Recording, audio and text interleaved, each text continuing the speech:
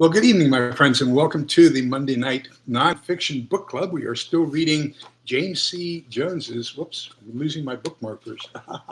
Wait a minute. We're still reading James C. Jones's 150 Survival Secrets. We're going to get into that. We're going to be on pages 31 through 45 tonight, or that's actually numbers, 31 through 45 tonight. Some really good stuff. I'm a little bit upset at myself. I was getting all this stuff ready to do a show and tell as we discussed the items, and I can't find my SAM splint. I put it down somewhere to grab other stuff, and I have no idea. I have torn this house apart for the last 4 hours looking for what I did with my SAM splint. So I've ordered another one. Hopefully it'll come in. I'll show it to you next week, but a very critical part. So let me say hello. Can you all hear me and see me? That's the number one question. Remember, new glasses. I'm looking out of the bifocal bottom part, so I don't have to lift my head up. I know Scott Hummer was the first one here, as usual. Then we have Rick from Ready Magazine. We have Patty's Garden. Scott Hummer again. The Homestead. Gosh, whoops, I didn't want to go that far. Little Lone Prepper. And Love Son, and who else do we have here? Butch Graves, good evening. Gosh, anybody else here? Let me see. Mountain Survival, good evening. Welcome, Utah Mike. And okay, we're looking pretty good. I want to start off with a couple of announcements, if y'all don't mind. Triple G Farms, good evening, Pete. Welcome, always good. It's so nice. I hope you're not on the road. I hope you're at home and watching this from home. I know you do an awful lot of traveling. L-Dog, good evening. Welcome to you as well. And let me see, did I miss anybody? Rogue Gypsy, good evening. Thank you for being here. We appreciate it. Gosh, look at all that. Okay, a couple real quick announcements. Number one, AmericanSurvivor.org is a group founded by Mr. Jones, James C. Jones, back in the 1960s, one of the oldest survival organizations in the U.S. We had our meeting last Tuesday, and Rick is on the board of directors, I'm on the board of directors for that. We are going to have our powwow, for lack of a better word, coming up in September. So start making your plans to go to Indiana, Wheatfield, Indiana in September. We're going to have all kinds of great training. There will be all kinds of great vendors. You can rough it with your backpack, your bug out bag, test it if you want to. There will be primitive camping. There will be some RV slots available. If you want to go into town and get a hotel room, that's fine. You can do that as well. We're in the beginning stages of getting that planned. We'll keep you informed as we move along. We want to make this a really, really big event where all of us of like minds can come together, chat with each other, get to know each other, learn from each other, share with each other, and maybe even unload some of that stuff that you've upgraded to and get something else that you would like to have added to your survival preps. So look forward to more information about that coming up as we get that further and further planning. Of course, you can join AmericanSurvivor.org for, I think the membership's $10 a year. Not that expensive at all, and a lot of great benefits to that. Another great one is TACTA, the American Civil Defense Association. So you have to pay if you want the print copies of the Journal of Civil Defense. They 2 copies a year. So I've been a member now for what? 3 years. According to that stack, although it's been longer than that. But anyhow, the reason I bring that up, and the membership right now is free, tacta.org. Membership is free. I'm trying to get this back into my container, but it's so full that, there we go. Okay, back underneath my seat. But the reason I bring that up, membership is still full. Join it quickly. This coming Thursday, I believe it is at 6 Mountain Time. They're going to have the TACTA monthly meeting, and it's going to be by Zoom. And if you join before Thursday, they will send you a link to the Zoom meeting. They are interviewing Mr. Jones. So it's going to be a twofer. You get the American Survivor.org and you get tacted.org all on the same night, and it's free. Okay. So I want to strongly encourage you to go there and see that and watch Mr. Jones as they interview him and everything that's going on there. Oh, thank you. I wish I could see sharp. Thank you, Shenanigans. I'm getting used to these bifocals. I tell you what, they're a challenge. And then the last one, I want you to take a look at the tabs. Do you think I don't love this book? Wow. I got into CBRN, is what we call it nowadays, chemical, biological, radiological, nuclear.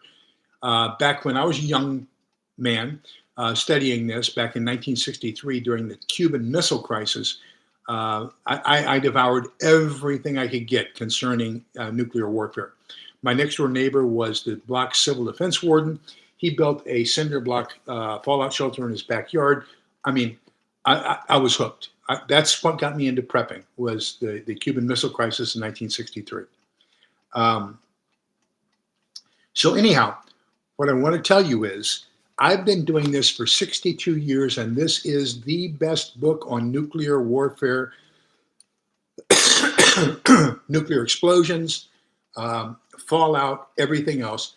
This book puts Annie Jacobson's book to shame. When you read this one, you get facts, you get links, you get all kinds of diagrams, you get scientific notes.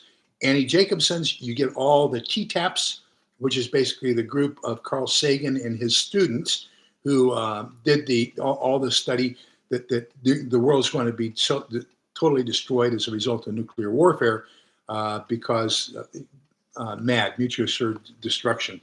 But this is far more realistic. I think this is an essential read. Make sure you get this one too. This is a must-have for your library. So basically, I have read, this is a third book of Mr. Jones's that I've read. Anything you see by him, get it, read it, put it in your library. This is going to be an essential part of your library in a post-apocalyptic world, okay? So let's get into it. There's some great stuff in here tonight. We're going to start off with, why do I have that on 31? Oh, I know why, because we're doing 15 tonight. It starts at 31. What do I need to know to survive a flood? Number one, don't live in a floodplain. We just recently up north in Williamson County, the San Gabriel River flooded on July 4th, and we had 2 RV parks that were right on the banks of the San Gabriel, and they flooded. We had a total of 19 families that were displaced. What most people don't realize is that a recreational vehicle has basically fiberboard for a shell, and so if that gets wet, it just falls apart. So once the floodwaters reach up to even the axle, as long as the bottom of that trailer gets wet, just soaking wet, then they're going to start falling apart. So you want to just be aware of that. Be aware of the possibility of floods. We are entering into this cycle where the pole shift is happening. We're going to see a lot of different weather patterns. We currently have an X1.1 that is scheduled to hit the Earth probably late tomorrow, early Wednesday. Very light possibility. I think it's a 1% chance of a Carrington type event, but it is a chance. And so that's having a dramatic effect on the weather as well. We just had a 7 point something in Alaska Friday night. And of course, my wife had to call her niece, whose son is an Alaska State Trooper, and because it's not far from where he is stationed. And so they said he felt it, but nothing serious. Well, today we had a 7.5, I believe, or 7.6 off of, we have a joint military base there, an Air Force base, and we had Army serving there too. It's Misawa. So one of my best friends was stationed there at one point, but it's just off of Honshu, about 30 kilometers, 18 miles offshore. They had a 7.6. They've had a follow-up of a 5.5. HNK, I believe, are the initials of the Japanese television station. They are warning all the people along the eastern shores of Hokkaido and Honshu to be prepared for an 8.0 in the next 48 hours, and that they've got tsunami warnings going all off across the Pacific. So we're seeing a wide weather pattern happening as a result of both the sun as well as some of the things that are going on in the earth. Be aware of your surroundings. Be aware of weather forecasts. Things can turn bad in a heartbeat. We were told 3 days in advance that we could expect up to 10 inches of rain for that July 4th flood. A lot of people didn't take it serious enough. We need to pay attention to the weather, pay attention to forecasts, make sure you know what you're doing. Get out. Don't worry about saving anything. That's the reason you have insurance. Save your life. Property means nothing if you're dead. Okay, so make sure you get out. That's the number one thing. One of the guys I was helping through St. Vincent de Paul lost his pickup, and he lost his trailer. He was helping other people evacuate and got their trailers out of the flood area, 3 of them, and then lost his own truck and lost his own trailer because he was being so generous and kind to help other people get out. And to this day, he still has not had his trailer replaced, and that's a long story. Mostly his fault, but he just didn't do the paperwork and file and everything else. Make sure you have evacuation routes planned. Know where the low river crossings are. Make sure you know where the potential flood areas are. Just get a plan ahead of time. Know what the weather is going to be. Take care of yourself. And, do as much as you can. So that's that. Number 32, what are the 2 classifications of disasters that a survivalist needs to be ready for? Mr. Jones divides those into acute and chronic.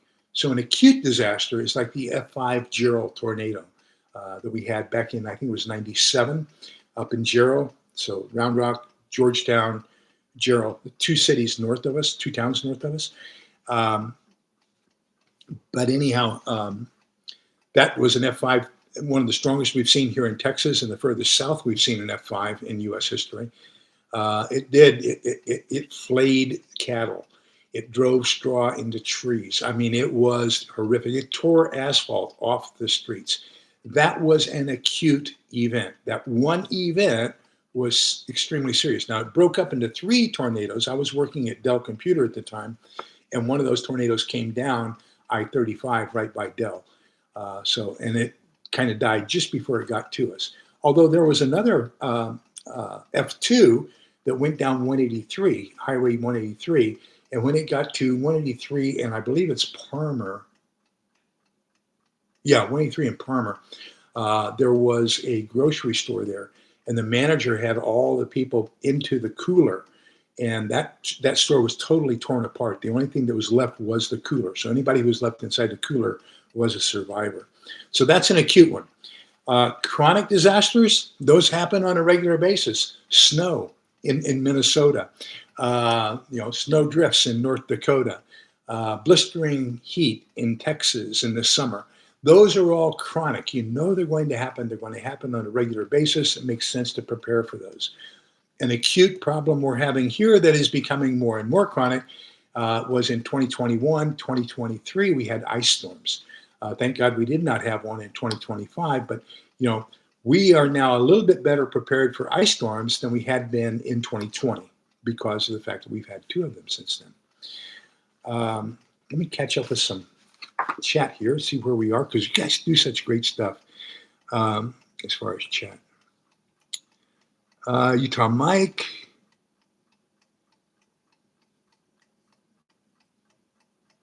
Theocratus, haters go ballistic when you contradict their unsurvivable narrative. And I'm sure he's talking about the people who say that everything's going to be destroyed in a nuclear exchange.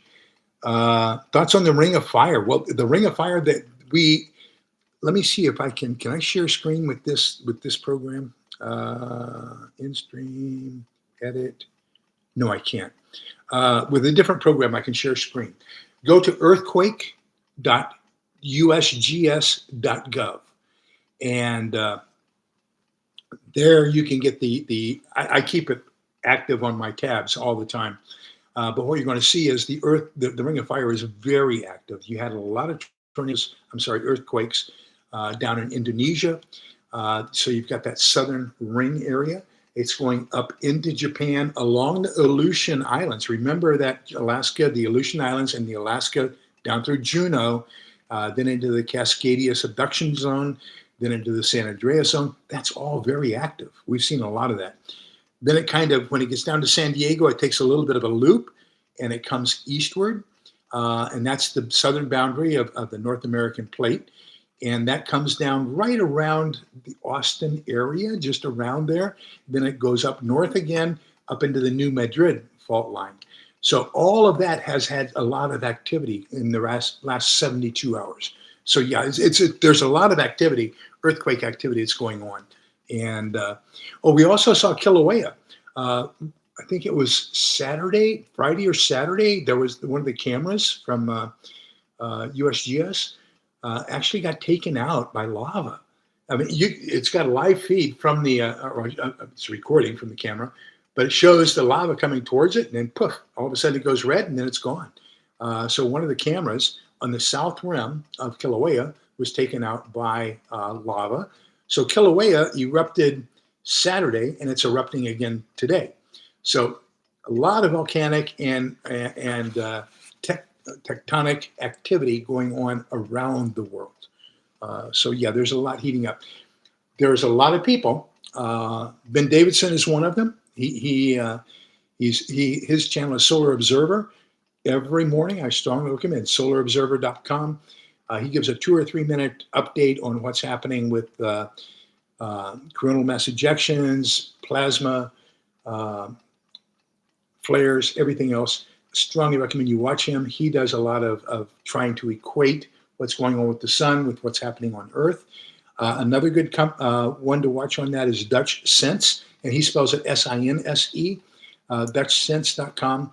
He does a lot of very good stuff around what's happening both tectonically as well as earthquakes. And so his real good one is predicting earthquakes. And so he's predicting somewhere in the vicinity of a 6.5 to a 7 in the area of San Francisco in the next 48 hours. Let me see. Where else were we? So yes, mountain survival, we agree. We are in complete agreement with it. Yeah, there was a 7, I think it was a 7.5 7.5 was in Alaska. The 7.0 is in Japan.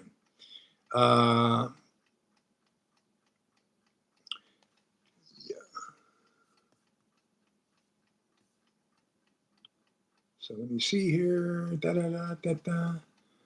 Flooding is so scary. Glad I'm on high ground. Yes. Oh, by the way, as it currently stands, the 7.0 off of Honshu, or is it Hokkaido?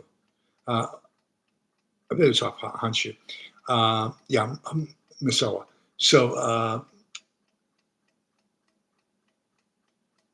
it's right off Miyagi Prefectorate. I forget what they call them. They're equivalent to a state, but the name of the state is Miyagi. I thought that was kind of neat from what was that movie with the Karate Kid, Miyagi. Yeah, but anyhow, but they're saying that the open water tsunami is 0.7 meters high, and that's out on open water before it gets into the shallower waters. So that's about a 2-foot high wave, tsunami wave out in open waters. That could be a lot more dramatic as it gets into the shallower waters as it approaches the island.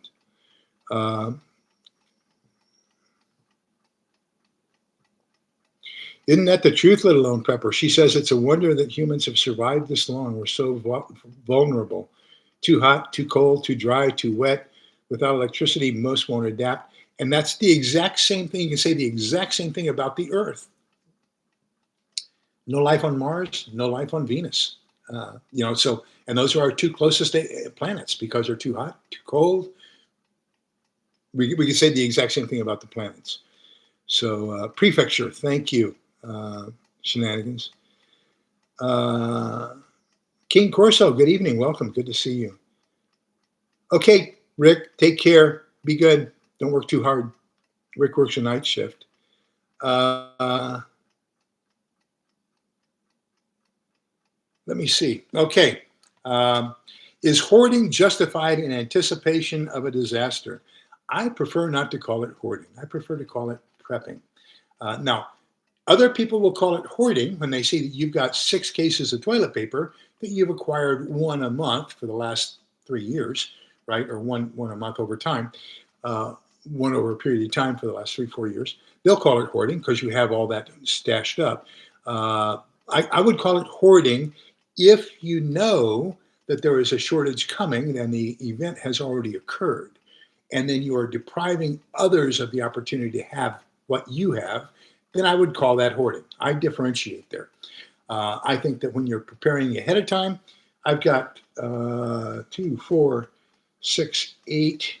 I've got 10 cases of toilet paper out in the garage, and I've got 3 cases of paper towels. That's not hurting anybody right now. Okay, nobody in this town is being deprived of toilet paper because of the toilet paper in my garage. Now, if I didn't have any in my garage and something happened right now and I skedaddled quickly over to Sam's Club and got 6 cases and put them in my cart and brought them home, yes, I consider that hoarding.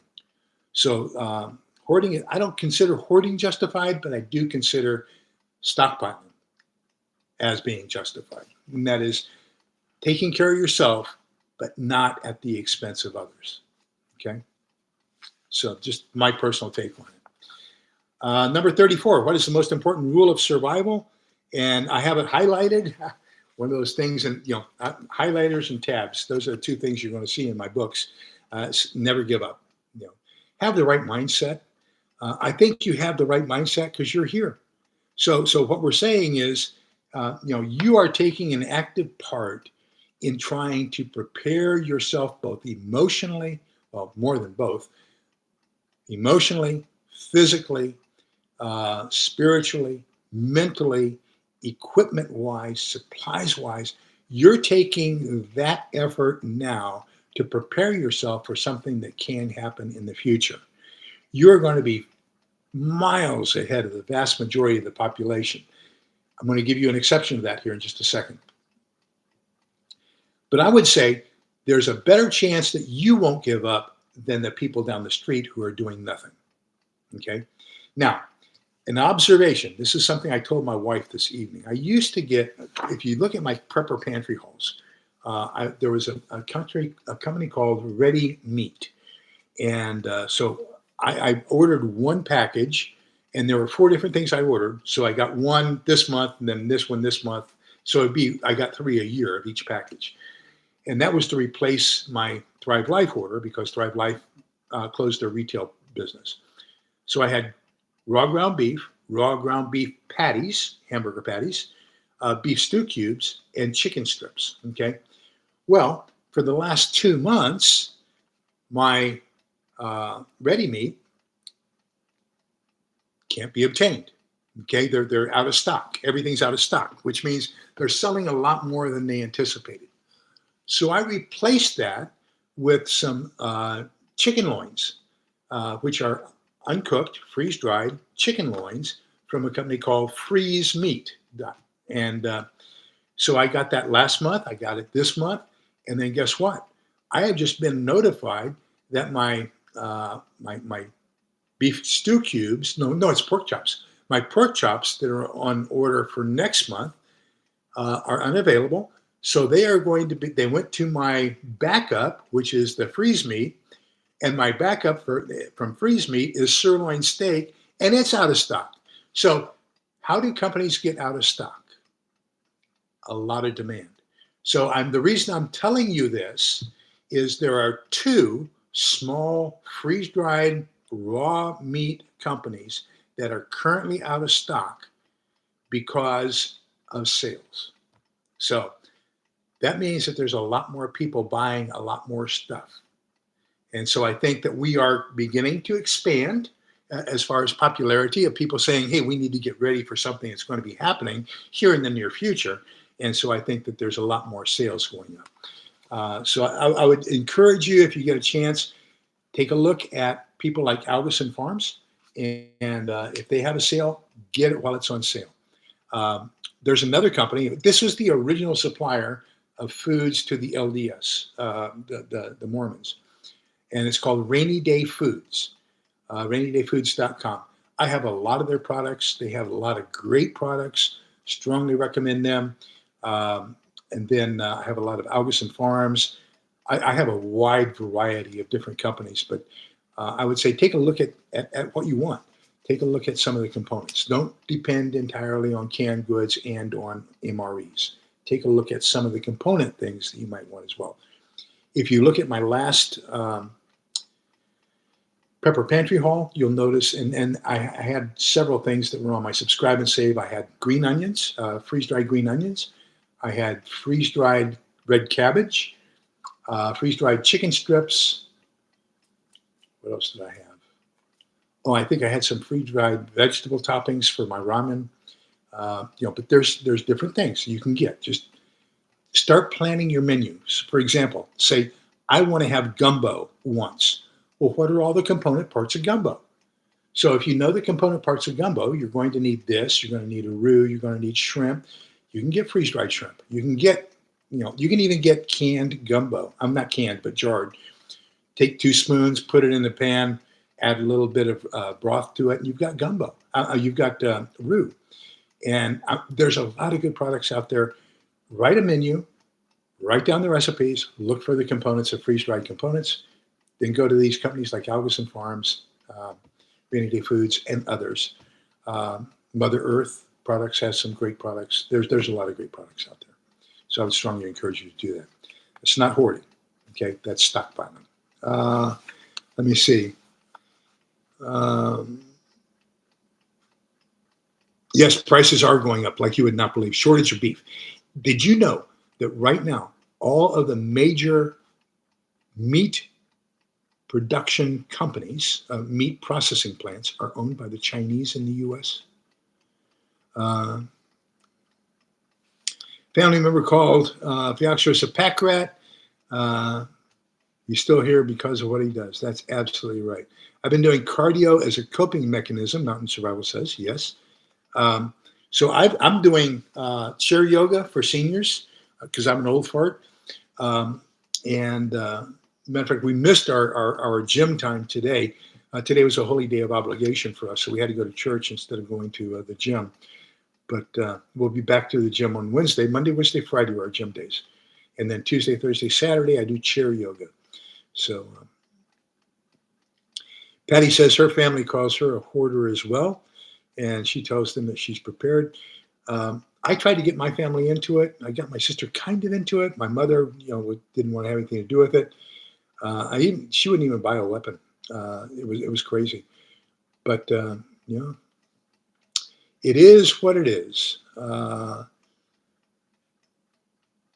Yes, Sumi. Good evening, Sumi. Welcome. Good to see you. So Sumi is into canning. So if you can get anything canned, that would be fantastic.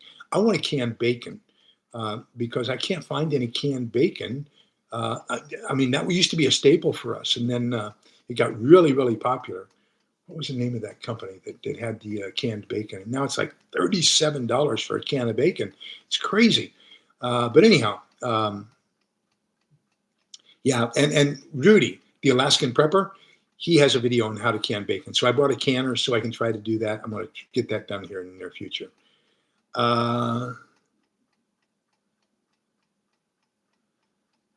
Wow. Canned chicken and Love Son cans chicken and hamburger when she can get it on. She can get it on sale. So yeah. Okay. So what must a survivalist do to manage any survival challenge? Is quit thinking, why me? Own it. Accept it. Once you accept the fact that it's there and that you own it, then the options become available to you. If you say, why is this happening to me? Then you're in a quandary. If you say, okay, this has happened. This is my responsibility to survive. This is what I intend to do. This is how I'm going to do it. Excuse me.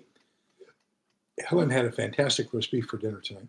Um, but once you accept all that and you start taking action on it, that's what you can do to manage almost any survival situation. Is it important for the survivalist to be capable of administering first aid? Absolutely. Get as much first aid training as you can get. The absolute best first aid class I have ever taken was as a member of CERT in one of the towns up north, Cedar Park. They've dismantled their CERT team, by the way, since last year. But they got in Stop the Bleed. And that is absolutely the best first aid class I have ever taken in my life.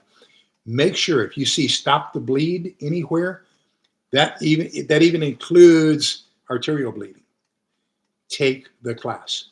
You will find out you don't have enough triangular bandages, you don't have enough rolled gauze, you don't have enough 4x4s. Once you get that, if you aren't convinced that you've got to buy a box of 4x4s, a box of rolled gauze, and a box of triangular bandages every week from now until SHTF, then you haven't really learned anything from Stop the Bleed. But it's absolutely the best class I've ever taken.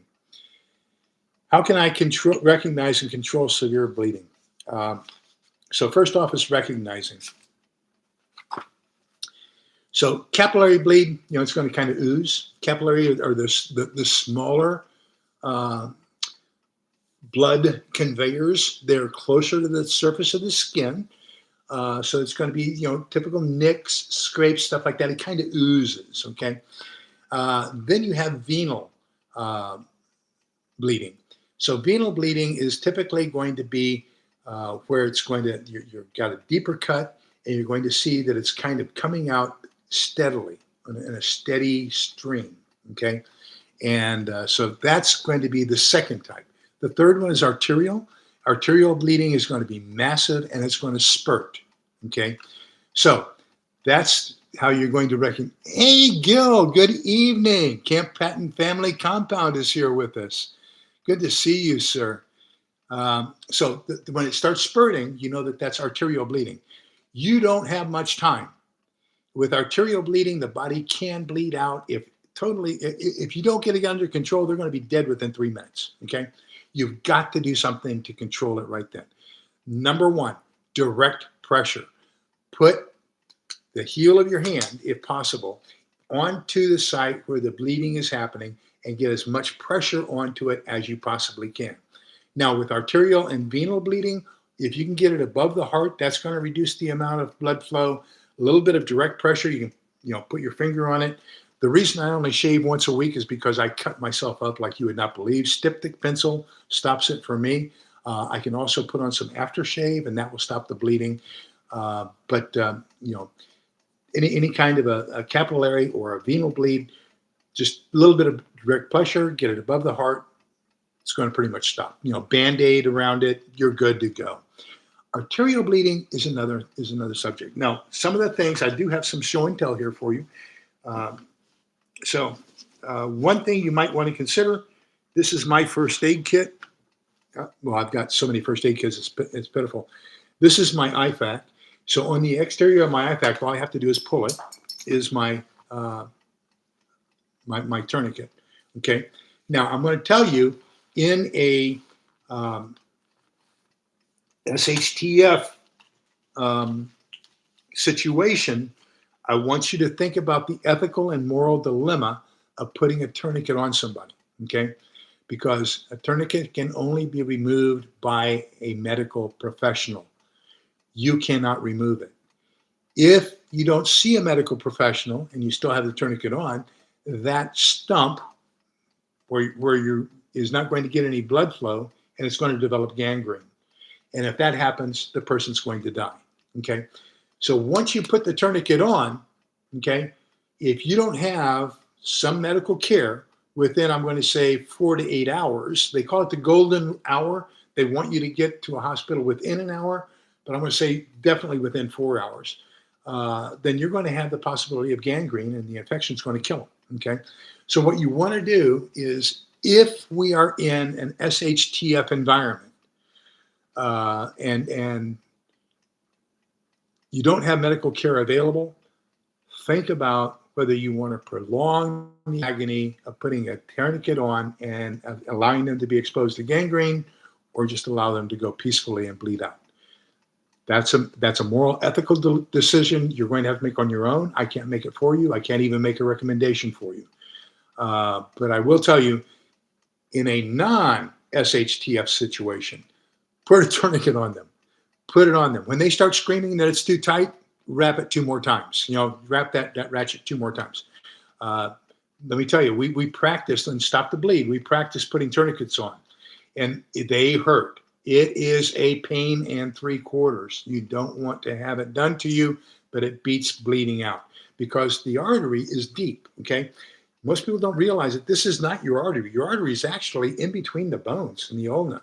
So when they draw arterial blood gases for surgery, what they do is they strap you into this chair with your arm this way, and they actually go down into this hole here in your hand with that needle to get to your artery, because it's easier to get to your artery here than it is through here, okay? And so they'll draw your arterial blood gases there. Not a very pleasant exercise at all. I think next time I want to say, give me some propofol before you do that to me, because I don't want to have it done to me again. Just be aware of that. The arteries run deep. And so you're going to have to do a lot of compression in order to get to that artery to stop off the blood flow. The next one, and I strongly encourage you to take a look at it, this is a pressure bandage. Okay, this is an Israeli pressure bandage. They call it the Israeli wrap. Okay, you can get these in 2, 4, and 6-inch wraps online at Amazon. And basically what it has a pressure bar above the bandage. Okay, so you put the bandage on, and then you put the dressing on, and then you've got this bar. It looks like a horseshoe almost, that stands up. So that when you pull it over, it basically pushes down and compresses that dressing into the wound. And then you're going to wrap it a couple more times, and that's going to hold that pressure bar in place. So that's going to be really good for deep wounds as far as helping to control bleeding there. Another option for you is Celox. This is an injectable form, probably going to be used for a stabbing or for a gunshot wound. So this has a hypodermic syringe with Celox in it so that you can inject it into a wound. This stuff burns. It is painful. Not something you want to pleasantly experience. I would not use it for a facial cut or anything like that if you're shaving. Only use this for the last resort, okay? This also causes a gel, and that gel that coagulates around that wound can only be removed by a surgeon, okay?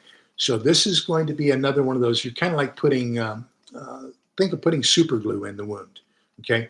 So that's kind of what you're doing with this. Now, one more thing that you can use for superficial wounds that you might want to consider is the colder it is, the slower the blood flows, okay?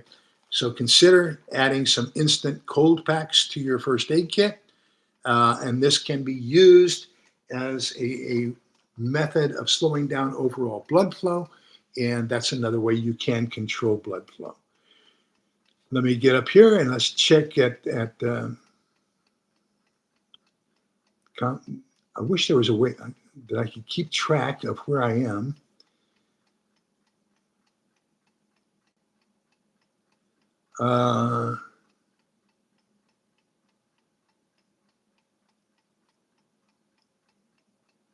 Okay, thank you, Scott, for putting up Gil's web for me. I greatly appreciate that.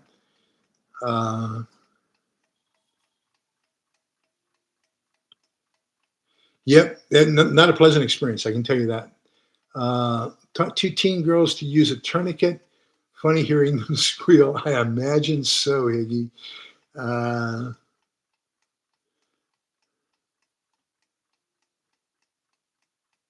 Sumi says I'm sure she's talking about drawing our ABGs. That's not how they do it in Canada.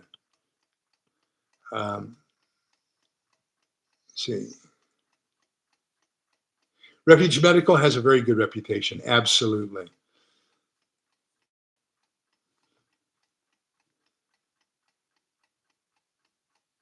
Yes, keep your gauze, especially if it comes in a cardboard box. Sometimes they have paper wrappers to keep them semi-sterile. Uh, it's better if you can keep them in. I would say anything you have that's cotton like that, any kind of a gauze pad or anything else, keep them in Ziploc pads, Ziploc bags. That's going to be very, very beneficial to you. Um, Thank you, Higgy.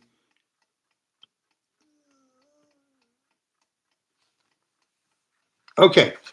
Uh, so, so we've talked about recognizing and controlling severe bleeding.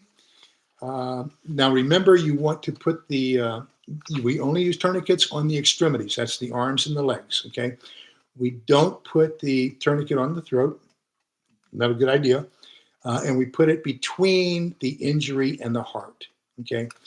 Another thing you can do is once again, you want to reduce the amount of pressure. So anytime you can elevate the wound, it's going to be better.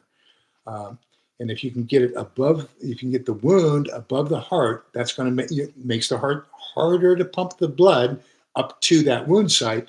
So you're adding a little bit more pressure, so that it's causing you to have less pressure at the site of the wound, so it bleeds out less. There we go. After bleeding is under control, what do I need to do about open wounds? Well, here's where you're going to find I'm a contrarian to what a lot of other preppers are going to tell you.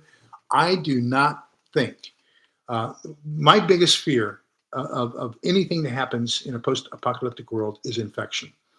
I think more people are going to die from infection than they will from the actual wounds.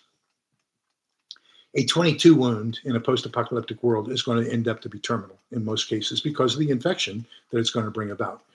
So I don't want to add additional puncture wounds to an open wound. And I bet most people here can't tell you whether or not you close a puncture wound. So the rule is that if the wound is longer than it is deep, then you close it. If it's deeper than it is wide, so a stab wound, a bullet wound, something like that, you don't close it. Okay, that's number one rule. Number two rule, we don't want to add any more punctures in a non-sterile environment to an already existing wound. We want to clean it as well as we can. So, that's why you see, if you look back a couple of years ago, I was getting all kinds of pressurized sterile saline bottles, and that was so that I could irrigate any wounds. I probably have 24 bottles of sterile saline under pressure now. I also have a couple of large syringes so I can get that in there and get any debris out. I want to get that as clean as possible, put on some topical antibiotic, and then, of course, I'm going to have some other antibiotics as well. But anytime you add a suture, okay, you've got a piece of meat on each side. You're adding a puncture wound here. You're adding a puncture wound here when it comes out. So every staple or every suture adds 2 puncture wounds to an already compromised site. If you're doing sewing or stapling in a non-sterile environment on a person and you don't know what you're doing in the first place and don't understand the structure of skin or closing or anything else, I would say you're doing more damage than you are good.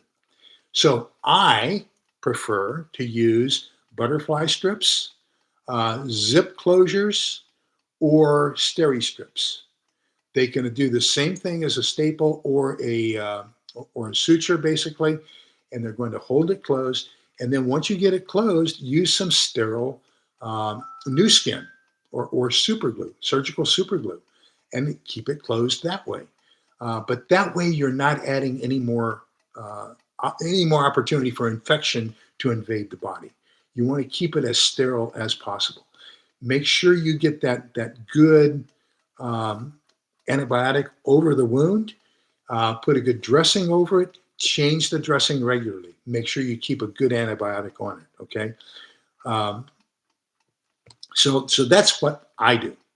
Okay, that's what I would. And Sue, Sue's a nurse. Sue me is a nurse. So Sue, let me know if you agree or disagree. Am I giving out some poo-poo advice, or do you think that'll handle the situation?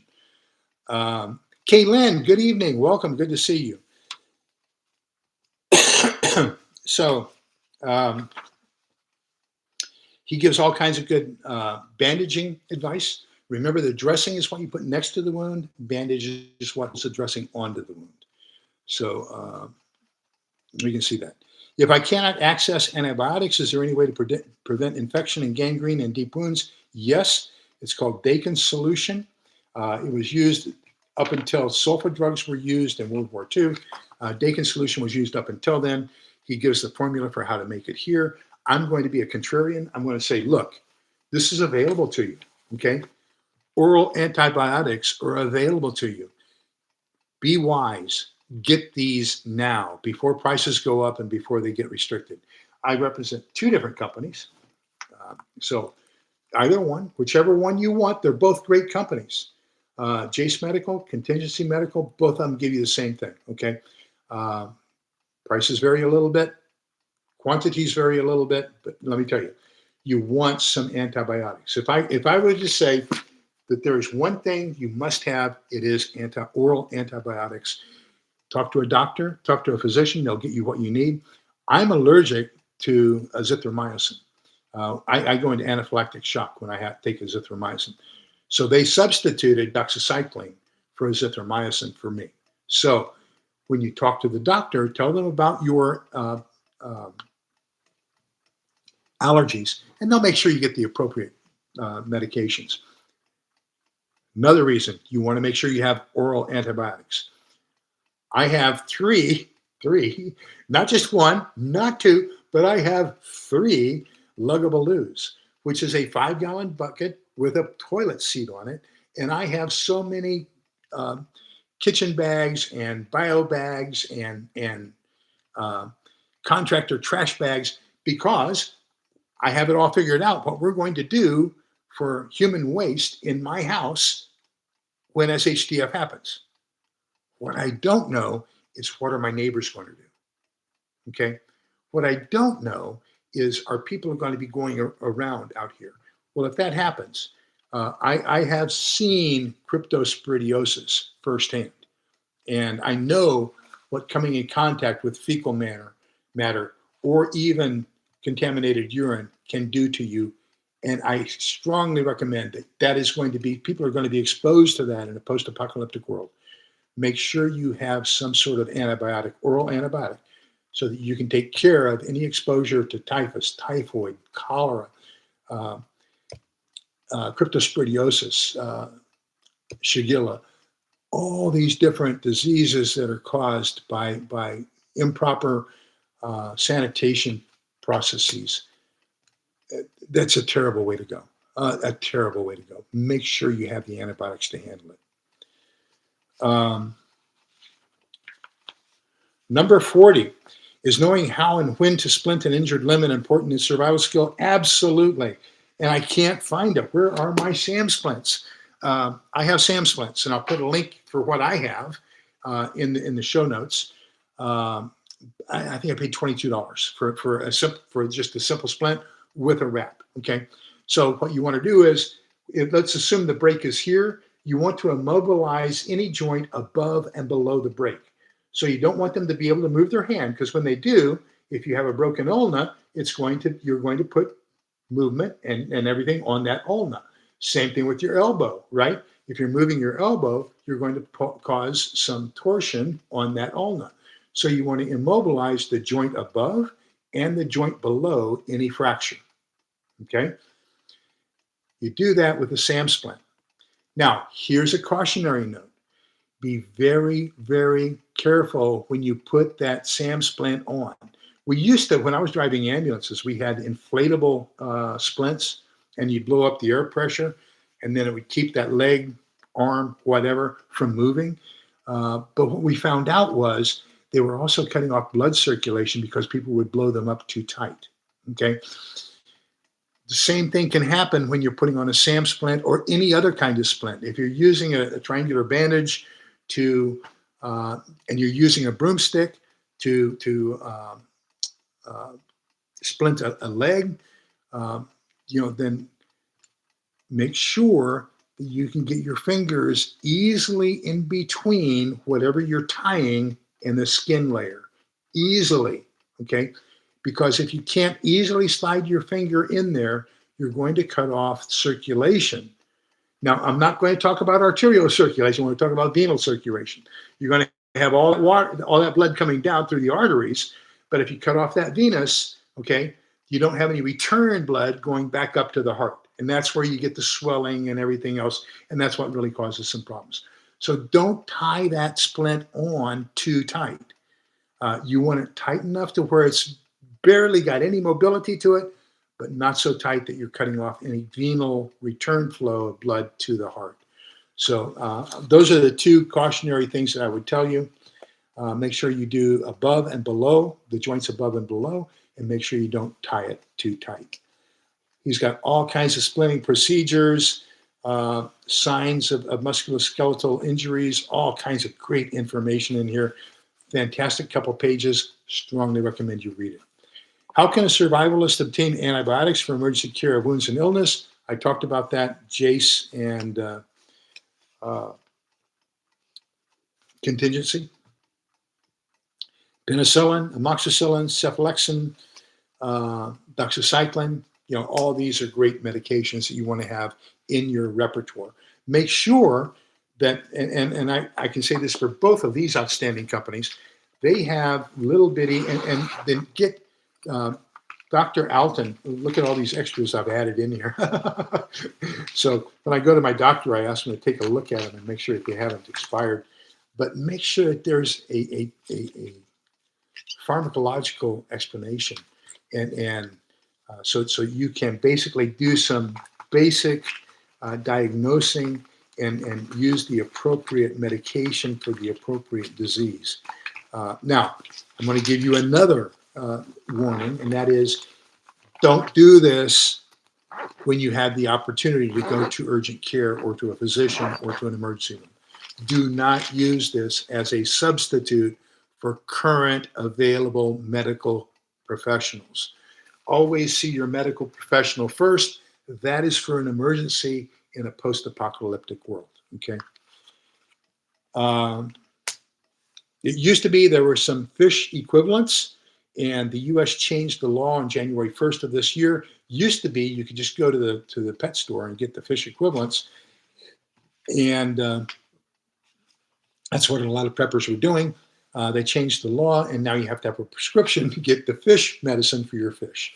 I don't know how a veterinarian diagnoses a disease in a fish, but well, what the heck. What other kinds of injuries might a survivalist encounter during a major disaster? I'm going to tell you the number one thing that I'm concerned about is burns. When I look at what am I afraid of medically in a post-apocalyptic world, then I say, take a look at the U.S. Forest Service. What happens when people go camping? Because we're going to be cooking with open fires. We're going to be handling pots and everything else. We're going to be handling firewood and everything else. So I'm very, very concerned about the number of burns that are going to exist in a post-apocalyptic world when people are cooking outside and don't have experience with it, okay? If you look back at the beginning of the 20th century, the two leading causes of death for women were fire and childbirth, okay? Fire, because they had long flowing skirts, the mantle was an extension that came out into the home, and it was all brick, but they would bring the charcoal out on that mantle, and sometimes their long flowing dress would touch a coal or ember, and that would catch the dress on fire, and poof, they're gone. But I would say burns are a very big concern. Make sure you study up on first, second, third degree burns, how to treat them, how to give first aid, and all that kinds of stuff. I want to spend a little bit of time on this one, number 43. I got it tabbed. I think it's a very, very important page. What are the 8 vital requirements of survival? And I won't go into detail, but I want to give them to you because I want you to get this book and read it, okay? Will to survive, self-defense, safe air, medical care, shelter and warmth, clean water, adequate food, and effective sanitation. So see, we've covered most of that, right? And so clean water, oh man, make sure you have a way to clean your water before you drink it. Don't just because it's clear doesn't mean it's pure, Okay, so please follow that rule. What is the maximum weight of a survival pack? Um, Depends on how far you're going to go. Depends on your physical conditioning. Depends upon so many things.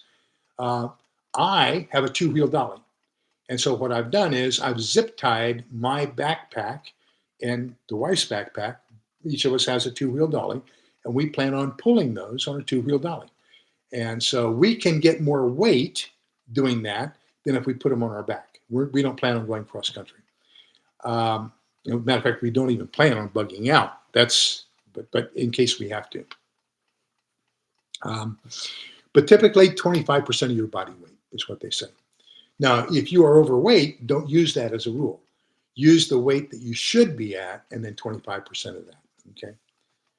And then the last one we'll discuss this evening, what if I do not have the survival tools and items that I need in a survival situation? Make friends. Now is the time. I just had a meeting with our group Sunday, and we went over some stuff, and because it's looking more and more like we're going to need to go over, have more and more need here in the near future. Things aren't looking that good, looking kind of desperate. So I would say, plan on some priorities and use the priorities he talks about here on this tab. Okay, food, water, warmth. Go with those three to start with. Okay. A will to survive, a quest to learn. I learn something new every single day. And I learn stuff from people who have only been doing this for a month. I learn new stuff from them. You guys add such value in the chat. If you get to the point where you think you know everything, you're not going to survive. Okay? Know-it-alls do not survive. But when you're humble and you understand that you may have a lot of knowledge, but there's other people who know more about something than you do, that's when we're going to remember we're all going to get there, do this together, right? Because no one person can do it. So I would say find a group, find another person. Then that way you can divide the labor. So maybe while you're focusing on food, they're focusing on water.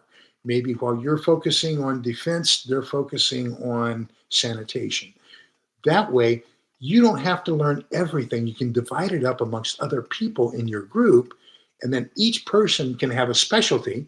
And then as you are applying that specialty, teach other people so that it becomes their secondary. It may still be your specialty, but you're going to become secondary in a whole bunch of other areas. So I would say the best way is get with other people. Spend some time on YouTube. Spend some time on books. Let me tell you something. There are a lot of people out there giving a lot of bad advice. I got off a channel today. Guy went on a tirade about how people, like I guess he's talking about me in a sense. I don't know if he even knows who I am. Saying that you want to create a microcosm in cold weather. He lives in Alaska. And he says, no, tents don't provide warmth. They don't generate warmth. And so I, in my comments, I gave him a link to basically the historic canopy bed that was used in the Middle Ages. So what they did was, a canopy bed does not generate heat. It contains heat. So you exhale at 98.6 degrees. Your body has a body temperature, hopefully, of 98.6 degrees. So what you're doing is, instead of all that hot air from your exhalations as well as your body heat being dissipated in a large room, you're getting it down to a very confined area. When I got into my sleeping bag in any extreme cold weather, the first thing I would do is breathe inside of it. I would exhale inside my sleeping bag to warm up the inside of my sleeping bag. Same principle, but you have a little bit larger area than a sleeping bag when you have a canopy bed, okay? So if you put up a pup tent inside your living room and you get inside it to sleep, what you're doing is you're containing your exhalations inside that area. Yeah, it's not going to be 98.6 degrees inside that tent. I guarantee you that. But it will be warmer than if you slept on the couch without anything else, okay? So I would say be skeptical. even of me. Make sure that if I say something that you think doesn't sound right, you know, research it. I'm giving you ideas, research it. And then, once you've researched it, get two or three different people. And once you found out what two or three different people are saying, do they have credentials? Do they know what they're talking about? Then follow what they're talking about. I tell you what, I trust this guy. I trust Mr. Jones like you would not believe. He's been doing it since 68, or at least had this company since 68. He's a licensed EMT. He is a certified safety manager for corporations. He's got a lot of knowledge, a lot of experience. He has his stuff in one burn bag, is what we call it in the military intelligence. He's got all of his stuff in one burn bag. He knows what he's talking about, and I trust him. So I would say that's a good source for you. Dr. Joe Alton, get his books on medicine. He's got three that are out there. One is on pandemics, one's on first aid, and the other one is on operating or maintaining basically a sick room. So I would say, there's all kinds of great people who really know what they're talking about out there. Just make sure you're paying attention to them, okay, and get their opinions. Don't trust every person you encounter. So let me see. I have 2 Jace cases, wondering if I should get more. That's probably going to be enough. I will tell you, if you read Soko Begovich's 1 Year in Hell, where he's talking about his life during the Bosnian War, he talks about one of the members of his family traded 1 ounce of gold for a 1 regimen of azithromycin. So, it's going to be in very short supply. If you intend to use it for a barter item, then yes, get more than 2. I would say, have a couple. Remember that there are 1 or 2 of these medications. Now, they're going to lose efficacy over time. So maybe the 3rd year that you have them, they're only 90% as potent as the 1st year. Maybe the 4th year, they're only 85%. But they do decline in efficacy and in their potential capacity to heal over time.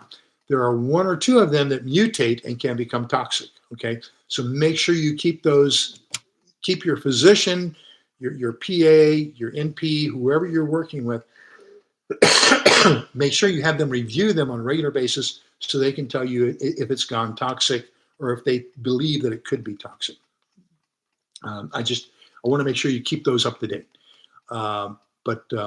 Yeah, one of these per member of your family is what I strongly recommend. Okay. Let me see. I ordered a rechargeable heated blanket to use inside a sleeping bag. Great idea, especially if you can recharge it with a USB and you have an outside solar panel. Fantastic. So Phylloxera says, seriously, most prescriptions only start to lose potency at their expiration date, except tetracycline, never used after its best by date. Okay. I wasn't sure which one it was. I leave that to my physician. Oh, wow. Good. Joseph Risk. Great suggestion. Make sure you have a dental bag as well. So yeah, amoxicillin for dental emergencies. Absolutely. Yeah, both of those. So please, dental problems can be excruciating. Just unbelievable. And yes, and those infections can be terminal. So please take good care of your teeth. When we talk about sanitation, make sure you have a good long-term plan for taking care of your teeth. Dental floss, toothpaste, toothbrush, some sort of an expectorant or a mouthwash. Make sure you have all those things so you can take good care of your teeth in a post-apocalyptic world. Okay, I think that's it. We'll be back again next Monday. I'm going to try to get a couple shorts out this week, and we'll see where we are. If there's something you would like to have me do a short on, please let me know so I have enough time to get a research on it and everything else. We'll try to answer some of your questions in shorts and get those out as well. So the book of Numbers, chapter 6, verses 24, 25, 26. Reading glasses go back on. The Lord bless you and keep you. The Lord let his face shine upon you and be gracious to you. The Lord look upon you kindly and grant you peace.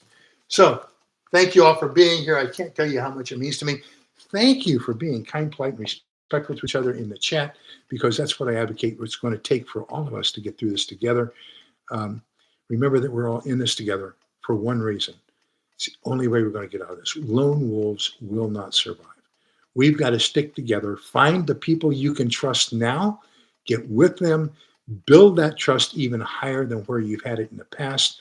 Learn what their strengths are so that you can start focusing on your strengths. And that way, the two of you or more will have multiple strengths that you can rely upon each other for a post-apocalyptic world. Thank you, everybody. Take care. We'll see you this time next week.